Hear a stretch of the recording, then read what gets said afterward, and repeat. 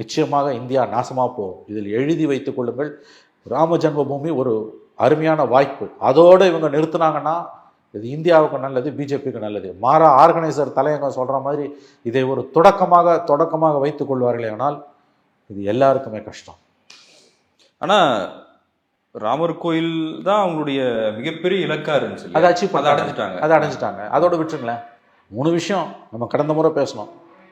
April 6, 1980 BJP ஆரம்பித்தப்ப அவங்களோட முக்கியமான 3 கொள்கைகள். அதற்கு பிறகு இன்று வரை நாடு சந்தித்த 10 பொது தேர்தல்களில் பிஜேபியோட மேனிஃபெஸ்டோவில் இருக்கக்கூடிய விஷயம் 3. அயோத்தியில் ராமர் கோயில், 370 நீக்கணும், பொது சிவில் சட்டம் 2 நீக்கிட்டீங்க. அதுக்கு சுப்ரீம் கோர்ட்டோட ஒப்புதலையும் வாங்கிட்டீங்க. ஆங்கிலத்தில் சொல்கிறோம், you got the judiciary's seal of approval. 3ல் 2 அச்சீவ் பண்ணிட்டீங்க. 1 இருக்குது, பொது சிவில் சட்டம். என்ன கதியாக போகுது தெரியல. மற்ற வழிபாட்டு தலங்களுக்கு ஏன் கை வைக்கிறீங்க?